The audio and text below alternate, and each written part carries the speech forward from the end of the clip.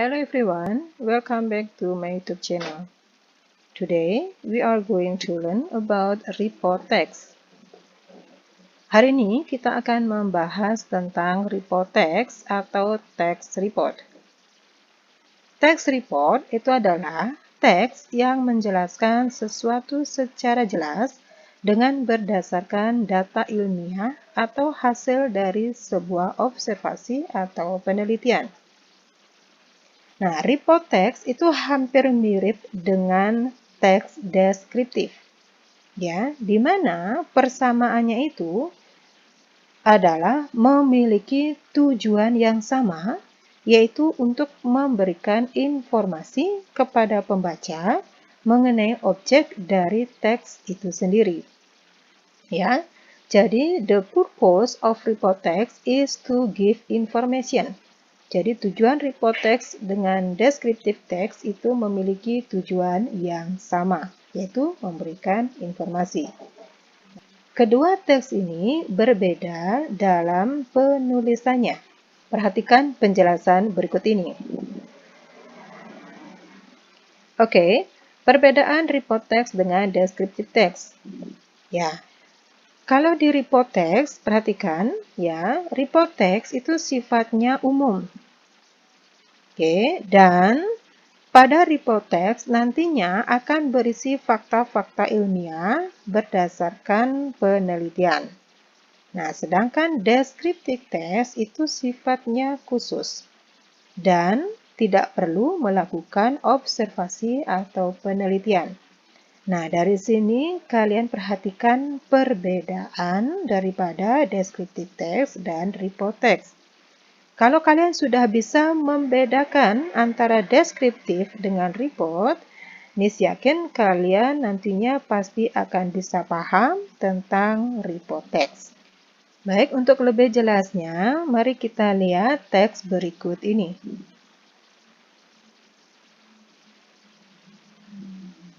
Oke, di sini Miss akan memberikan dua jenis teks. Yang pertama adalah descriptive text. Yang kedua nantinya adalah report text. Oke, yang pertama dulu kita bahas ya, yaitu descriptive text. Nah, pada descriptive text, lihat di sini, perhatikan contohnya. Ya, pada alinea pertama, kita lihat di sini. A dog is one of the pet. I have a dog in my house. His name is Brownie because his fur color is brown. Oke, pada alinea pertama di sini kita bisa melihat teks deskripsinya ya, yaitu seekor anjing. Seekor anjing itu adalah salah satu binatang peliharaan. Saya punya seekor anjing di rumah saya, namanya Brownie karena bulunya berwarna coklat. Pada alinea kedua, perhatikan di sini. Brownie is male. He has soft fur, 4 legs, and short tail. He has 2 eyes and 2 short ears. Every day I play with him. I like him because he is very cute. Nah, pada alinea kedua, ya, Brownie is male. Ya, Brownie, anjing saya itu adalah laki-laki.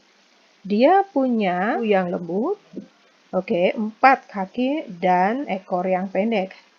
Ya, dia punya 2 mata dan 2 telinga yang pendek. Setiap hari saya bermain dengannya. Saya suka padanya karena dia begitu lucu. Nah, perhatikan pada descriptive text, di sini kita membuat sebuah teks deskripsi itu hanya melihat binatang atau objeknya saja, kita sudah bisa membuat teksnya. Jadi kita tidak perlu mengadakan sebuah penelitian. Jadi cukup melihat binatangnya atau benda yang lain yang ingin kalian deskripsikan, kalian sudah bisa mendeskripsikan. Ya. Nah, berbeda dengan teks berikut ini. Nah, yang berikut ini namanya text report. Nah, di sini pada text report kita tidak bisa membuat teks itu hanya dengan melihat bendanya saja. Jadi kita harus mengadakan sebuah penelitian atau kita harus membaca buku tentang sesuatu yang ingin kalian buat teksnya, reportnya. Ya, jadi contoh di sini misalkan rose. Rose itu adalah bunga mawar. Nah, rose is in a family of Rosaceae. The flower is large and showy. The colors range from white through yellows and reds. Most species of rose are native to Asia, Europe, North America, and Africa. Rose plants can grow in different sizes from compact, miniature, to climbers which reach 7 meters in height. The popular species of rose are Baxianae, Caninae, Carolinae, Chinensis, and Gallicanae. Nah, perhatikan di sini pada teks report ya. Jadi di sini banyak sekali hal-hal yang sifatnya asing ya pada report teks. Jadi kita terjemahkan dulu ya. Oke, baik. Yang pertama, pada alinea pertama, bunga mawar itu termasuk ke dalam keluarga Rosaceae. Di Rosaceae itu adalah bahasa Latin dari bunga mawar. Oke. Bunga ini besar dan menjolok. Warnanya itu seputaran putih, kuning, dan merah. Banyak spesies bunga mawar itu berasal dari Asia, Eropa, Amerika Utara, dan Afrika. Oke, pada alinea pertama di sini kita lihat pada teks report itu banyak hal yang kita dapatkan dari sebuah penelitian, ya. Jadi asal dari bunga itu sendiri atau warna-warna daripada bunga itu semua kita dapatkan dengan banyak membaca buku atau mengadakan sebuah penelitian. Jadi kita tidak perlu hanya dengan melihat bunganya saja. Nah, inilah contoh daripada report text. Oke? Nah, berikutnya. Nah, perhatikan pada alinea kedua. Tumbuhan mawar itu bisa tumbuh dengan berbeda ukuran. Bisa dari compact, miniatur, dan tingginya itu bisa mencapai 7 meter. Jenis yang populer dari bunga mawar itu ada yang namanya Baxianae, ya, Caninae, Carolinae, Chinensis, and Gallicanae. Nah, ini adalah bahasa Latin dari jenis-jenis bunga mawar. Oke. Dari jenis teks report ini, kalian sudah bisa melihat perbedaan dari descriptive text dan report text. Ya, ini saya harapkan kalian sudah punya bayangan sedikit tentang apa atau seperti apa report text itu. Ya, nah untuk lebih jelasnya, ini saya akan bahas tentang report text berikut ini. Oke, yang pertama itu ciri-ciri daripada report text. Nah, dari teks yang barusan kita bahas, kita bisa menarik sebuah kesimpulan bahwa ciri-ciri report text itu yang pertama, dia berisi fakta-fakta ilmiah. Ya. Yang kedua, itu judul teksnya itu terlihat lebih umum daripada descriptive text. Dan yang ketiga, itu menggunakan simple present tense. Nah, ini adalah ciri-ciri daripada report text. Oke, berikutnya kita lihat generic structure-nya. Ya, jadi susunan dari teks report itu, kita perhatikan di sini. Yang pertama, pada alinea pertama, itu ada yang namanya general classification. Nah, pada general classification ini, dia akan berisi pernyataan umum yang menjelaskan keterangan objek dari report text. Oke, dan yang kedua, pada alinea kedua, ketiga, dan seterusnya, di sana akan ada description.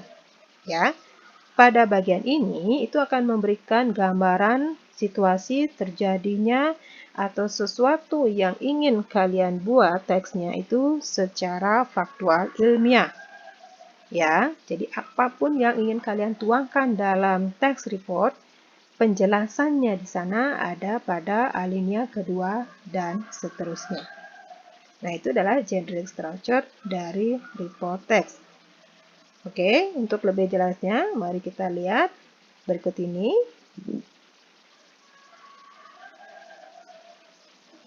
Oke, perhatikan di sini. Nah, contoh tadi yang sudah Miss berikan yaitu rose, ya, bunga mawar. Jadi pada alinea pertama ini namanya general classification. Nah, pada general classification atau pada alinea pertama di sini dijelaskan secara umum tentang bunga mawar. Oke. Terus yang kedua, pada alinea kedua dan selanjutnya mungkin nanti kalian akan membuat text report dengan banyak alinea, dia nanti akan ada description. Nah, seperti contoh berikut ini. Nah, ini namanya description. Nah, di sini dia dideskripsikan tentang bunga mawar. Ya. Oke. Baik. Berikutnya kita akan bahas sama-sama jenis text report berikut ini.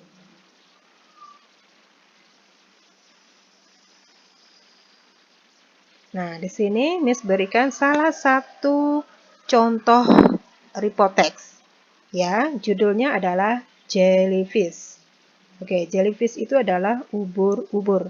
Nah, kalian bisa lihat di sini, perhatikan, dia terdiri dari 4 paragraf. Ya, perhatikan di sini, bisa saja dia terdiri dari 4, 5, ataupun banyak paragraf. Nah, di sini Miss memberikan contoh terdiri dari 4 paragraf. Yang pertama itu adalah pada paragraf pertama, ini adalah general classification. Ini penjelasan secara umumnya. Oke, dan alinea kedua, ketiga, dan keempat di sini dia adalah description. Oke, baik, kita akan bahas sama-sama tentang text report berikut ini. Jellyfish are not really fish. They are invertebrate animals. This means that unlike fish or people, they have no backbones. In fact, they have no bones at all. Oke, pada alinea pertama di sini kita akan bahas ubur-ubur itu adalah bukan seperti ikan, ya. Jadi ubur-ubur itu bukan seperti ikan. Mereka termasuk binatang yang tidak bertulang belakang. Ya, invertebrate itu artinya tidak bertulang belakang. This means ini maksudnya bahwa unlike itu artinya tidak seperti ikan atau orang. They have no backbones. Ya, backbones itu artinya tulang belakang. Jadi mereka tidak memiliki tulang belakang. In fact, pada kenyataannya mereka tidak memiliki tulang sama sekali. Jadi di tubuhnya tidak ada tulang sama sekali. Okay, look at the second paragraph. Jellyfish have stomach and mouth but no heads. They have nervous system for sensing the world around them, but no brains. They are made almost entirely of water, which is why you can look through them. Nah, perhatikan di sini pada alinea kedua, ya, pada description-nya, ubur-ubur memiliki perut dan mulut, tetapi tidak memiliki kepala. Ya, mereka memiliki sistem saraf untuk merasakan dunia yang ada di sekitar mereka, tetapi tidak memiliki otak. Ya, they are made almost entirely of water. Mereka itu hampir berasal dari air. Hal itulah mengapa kamu bisa melihat mereka di sekitar kamu. Oke. And the third paragraph, paragraf ketiga, some jellyfish can glow in the darkness by making their own light. The light is made by a chemical reaction inside the jellyfish. Scientists believe jellyfish glow for several reasons. For example, they may glow to scare away predators or to attract animals that they like to eat. Nah, beberapa dari ubur-ubur bisa mengeluarkan sinar di kegelapan yang berasal dari tubuhnya sendiri. Ya, sinar itu terbuat dari reaksi kimia yang berasal dari tubuhnya. Ya, yang berasal dari dalam tubuhnya. Oke. Para ilmuwan percaya bahwa ubur-ubur bersinar itu karena ada beberapa alasan. Contoh misalkan mereka bersinar untuk menakut-nakuti para predator yang menarik mereka untuk mereka makan. Nah, itu dia pada alinea ketiga. Oke, berikutnya lagi, look at the fourth paragraph. Kita lihat pada paragraf keempat. Most jellyfish live in the salt water, apart from a few types that live in fresh water. Jellyfish are found in oceans and seas all over the world. They live in warm tropical seas and in icy waters near North and South Poles. Nah, oke. Paling banyak ubur-ubur itu tinggalnya di air asin ya atau di laut ya, air yang mengandung asin atau garam ya, atau sebagiannya dari jenis mereka sedikitnya itu tinggal di air yang bersih.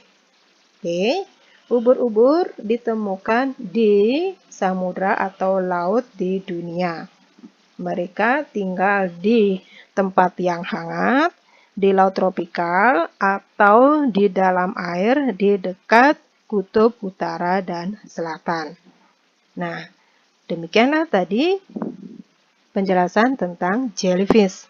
Nah, dari situ mungkin kalian bisa mengerti atau paham tentang report text. Jadi, kesimpulannya membuat sebuah report text kita perlu mengadakan penelitian atau paling tidak kita bisa mendapatkan informasi dari orang yang lebih tahu tentang hal yang ingin kita jelaskan. Nah, demikian tadi materi tentang report text. Semoga berguna bagi kalian. See you later. Goodbye.